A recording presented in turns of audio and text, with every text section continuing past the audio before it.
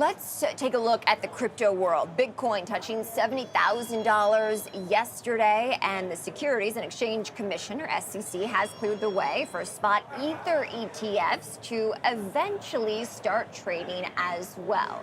So joining us now to take a deeper dive on crypto, as I do see these cryptocurrencies up today, is Matthew Siegel, head of digital assets research at Van Eck. Matthew, with these cryptocurrencies, Bitcoin especially in record territory, what does this tell us about the health of the industry?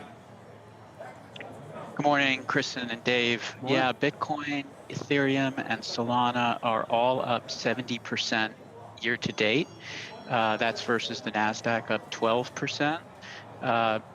We expected this would be a great year because Bitcoin, as you know, operates on this 4-year cycle that lines up with the election cycle. And also this year, it's coinciding with a slight pivot in Fed policy, leading to better liquidity trends. But if you look at the actual blockchain, which is like a real-time profit and loss statement for Bitcoin and other digital assets, what you see this year is all-time highs across the board, whether it's daily transactions, daily fees that users pay to make those transactions, the number of active addresses, and most importantly for Bitcoin, the percentage of the coins that haven't moved at all in a year in this supply-constrained asset. So it's been a great year, and the political pivot in Washington, we think, is going to power the next leg higher. And what did the action by the SEC a couple of weeks ago mean for the industry, and what will it change moving forward? I think the biggest thing is that by approving these Ethereum spot ETFs, the SEC has made a huge regulatory 180. Ethereum is now a commodity, and we think that is tremendously bullish for the future of innovation on these open source blockchains. It's going to make it a lot easier for entrepreneurs to build the next generation of internet native apps that really make Ethereum like a digital mall, an open source app store. And we think it's possible that Apple, Google, and the banks are going to be in for a world of pain in the next 10 years as these Ethereum-based applications allow users to better monetize their own data and send value across the world. Just want to circle back to that. Why would Apple and the likes of Google be in a world of hurt? So these open source blockchains allow anybody to set up a storefront and do commerce without asking the App Store for permission and without paying 30% of their top line away to these centralized companies. So we think it's going to return consumer welfare to users who've been paying high tax to the walled garden app stores. Have you seen that play out in the share price of any of these large tech companies, Matthew, and do you expect it to have an impact down the road? Well, I think one of the pushbacks about crypto is that it's too volatile. But if you look at how Bitcoin and Ethereum performed in 2022 versus a lot of the largest tech companies, the drawdown was roughly the same. And then Ethereum upside has been much better. So we look at it for now as a diversification and a call option on this alternative financial future. And over the long run, we do think that big tech margins are going to suffer, partially because of competition from these open source blockchains, and that Ethereum is going to emerge as a major winner.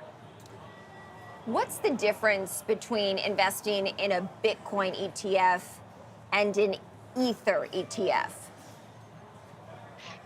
Very similar, Kristen. These products are almost identical. In both cases, you're going to see that the ETFs allow financial advisors, retail investors, institutional investors to hold this unique asset with the security of a qualified custodian and all the benefits of the pricing and liquidity that the ETF wrapper brings to all kinds of financial assets. So in the case of Ethereum, those who buy the ETF won't be able to stake the Ethereum at the beginning and earn a yield like they would if they own the Ethereum in a self-custody wallet, but really these ETFs they provide access to the speculative part of these assets for investors in developed markets. But it's really the utility that's most interesting. And that utility for now is more of a non-US story. Interesting. So as we move forward closer to the election, what will the impact, Trump or Biden, be on the entire industry? And we mentioned that with the caveat that Trump spoke to the Libertarian Party, which is very unusual, and referenced crypto regulation. Yeah, so why did the SEC make this huge regulatory 180? We think they did it because American voters pushed back hard. Roughly 20% of Americans now own crypto. Collectively, they've raised more than $125 million for a political action committee. That is more than twice the size of the second largest industry-specific PAC, and it's actually larger than Donald Trump's reelection PAC. So we think, he's a guy who respects winners and took notice of that strong support from voters.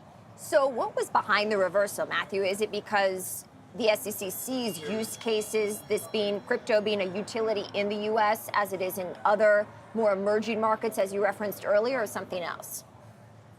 Money talks. Voters expressed their desire and they called their lawmakers, and we started to see Democratic lawmakers in Congress vote in favor of pro-crypto legislation. So there does seem to be a rift here between the administration, who is hewing to the Elizabeth Warren anti-crypto army, and then some of the more mainstream Democrats who have switched and aligned with Republicans to support more pro-crypto friendly legislation. So our bet is, the White House changes in November, and that will be a tremendously opportune time to be invested in this asset class. Interesting. All right, Matthew Siegel, head of digital assets research at Van Eck. Matthew, thank you.